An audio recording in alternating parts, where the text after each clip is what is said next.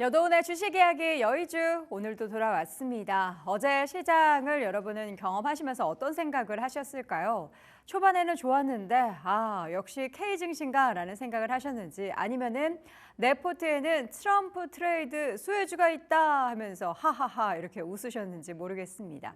반면 어제 2차 전지주들은 여의주에서 다루긴 했지만 다 드러났다. 이미 다 알고 있었던 사실이다. 임에도 불구하고 급등 하루 만에 급락하는 아쉬운 모습들이 나타났는데요. 자, 그래서 오늘 여의주 이 시간에는 이런 주제를 한번 잡아봤습니다. 시장은 이미 알고 있던 트럼프 수혜주 과연 더 오를까? 여러분은 어떻게 보세요? 이 트럼프 트레이드, 그러니까 어제 관련한 소식이 전해진 게 처음은 아님에도 불구하고 주가가 올랐습니다. 셀온 시그널인 줄 알았는데도 주가가 올랐다. 이런 것은 실질적으로 이제 실적에 대한 기대감이 더욱더 커진다라는 이야기일까요? 일단 어제 취임식 이후에 트럼프 대통령의 행보를 한번 한판으로 정리해봤습니다.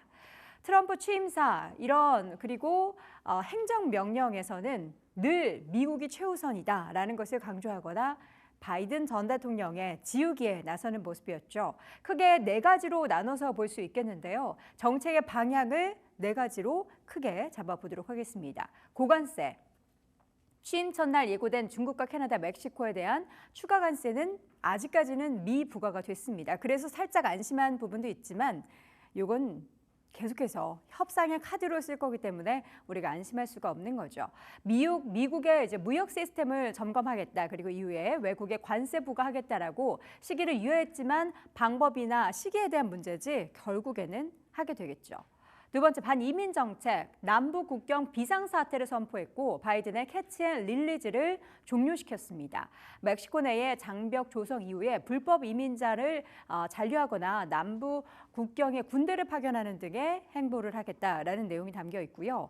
카르텔 외국 테러 조직을 지정을 하면서 외국 갱단이나 범죄 조직의 제거를 지시하기도 했습니다. 세 번째, 드릴 베이비 뭐 이런 것도 어저께 외쳤다고 하죠. 화석연료 중심의 에너지 생산을 확대하겠다.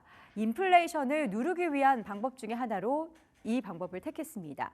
인플레이션 위기는 막대한 지출과 에너지 가격 상승에서 비롯됐다라는 것을 이야기하면서 남극의 원유 시출을 허가를 합니다. 자, 그리고 마지막으로 네 번째, 부서를 새롭게 두 가지를 신설을 하죠. 대외수입청이라는 것을 신설했는데요. 관세나 수입 징수 담당 부서로서 속도감 있는 관세 부과를 위한 조치로 판단을 하고 있고요.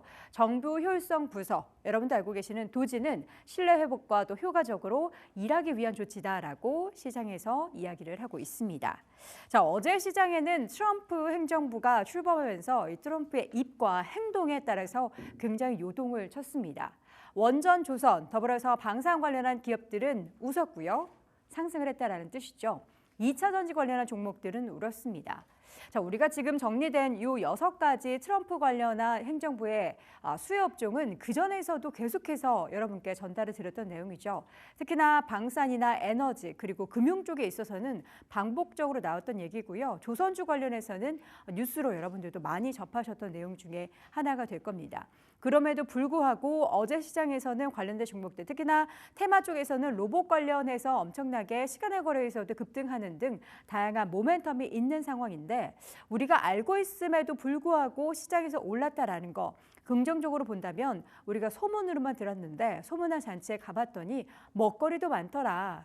그 말인즉슨 실적이 앞으로 더 늘어날 수 있을 것이다라는 기대감을 좀 우리가 가시성 있게 볼 수 있는 구간에 도래해서 추가적으로 상승을 한다라는 것으로 귀결을 할 수 있을지 아니면은 어제 하루 만에 이제 반짝 상승 그 뒤로 선반영됐다 또 이런 얘기들이 나오게 될지는 좀 더 지켜봐야 될 부분인 것 같습니다. 그래서 앞으로 트럼프 대통령의 이 발언 이에 따라서 증시 전체도 그렇고요. 관련한 산업별 기업도 그렇고 주가가 출렁일 가능성이 굉장히 높을 것으로 보입니다. 왜냐하면 트럼프 대통령은 이 약간 기조라는 것이 없는 분으로 유명하죠. 이랬다가 저랬다가 왔다 갔다 하는 그런 성격 때문에 오늘 하겠다라고 했던 것도 내일 내가 언제? 라고 뻔뻔하게 이야기할 수 있는 그런 사람이라는 것을 우리는 잊지 말아야 합니다. 그래서 국내 증시에는 이런 업종별 양극화가 일어나겠지만 수혜를 기대했던 섹터에 대해서도 이거 진짜 하는 거야? 라고 우리가 의심하면서 돌다리를 한번 두드려 봐야 되지 않을까 싶습니다.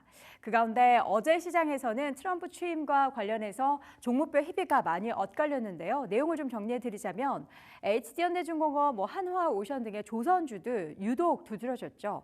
한화오션 같은 경우에는 아이고 우리 제작진을 비롯해서 씁쓸한 종목입니다. 예, 이유는요. 놓쳤거든요. 많은 분들이 그렇게 생각을 하실 거예요. 이 정도 하나오션의 주가 수익 보면서 4만 원? 그럼 다시 3만 원대로 내려올 거야 생각하셨던 분들 많으시죠? 오지 않았습니다. 여러분이 기다리던 조정은 오지 않습니다. 지금 뭐라고요? 감독님 파셨다고요 어제? 오늘 오실 겁니다. 자, 한국화본과 한화시스템, AP위성 등의 종목들도 많게는 7% 이상까지 상승을 했고요. 반면 너무나 안타깝죠. 재생에너지 관련한 종목들이라 2차 전지 관련한 종목들은 큰 폭의 하락을 보였습니다. 포스코 퓨처엠이 무려 9%나 급락을 했고요. 에코프로 BM과 LG에너지솔루션도 각각 8%, 4%씩 하락을 했습니다. 자, 그러나 방산주들은 기대를 하고 있습니다. 트럼프 2.0 시대에 유럽의 방위비에 대해서 압박을 하고 있죠.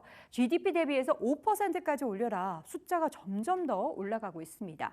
이 때문에 방산 관련한 수요는 글로벌리하게도 한 2~3배 정도 더 늘어날 것이고 많이 주가가 올랐다라고 하더라도 이 메가 트렌드인 방산은 변하지 않을 것이다 라는 이야기들이 나오고 있고요. 미국과 유럽 같은 경우에는 방위산업 통폐합으로 인해서 밸류체인 자체가 무너져 있기 때문에 K방산이 반드시 필요하다라는 이야기. 미국이 한국에 아쉬운 건 반도체가 아니라 군함이다. 여기에서 이제 군함이라는 얘기는 조선도 방산에 쓱 들어가게 되면서 하나오션 주가가 저렇게 급등할 수밖에 없는 겁니다. 자, 이 가운데 또 방산주에서는 대표적인 종목들 가운데서 현대로템 이야기가 많이 나오고 있는데요. 12월에서 1월 사이에 현대로템의 주가 추이 먼저 좀 확인해 보겠습니다. 5만 200원대 주가였던 이 현대로템은 4만 원대까지 하락을 했고요. 다시 한번 빠르게 회복하면서 6만 원 근처까지 올라왔습니다. 여기에는 트럼프 관련한 수혜도 방산 쪽에 기대가 되지만 실적이 받쳐주고 있습니다. 그동안 연말에 휴전 그리고 계엄, 탄핵 국면을 계속해서 거치면서 밸류에이션이 좀 하락했다가 빠르게 지금 반등을 하고 있는데 현대로템 같은 경우에는 4분기 매출 전년 대비 33%, 영업이익은 133% 4분기에 증가할 것으로 예상되고 있고요. 3분기에 이어서 4분기에도 그래서 사상 최대 실적이 현재 예상이 되고 있습니다.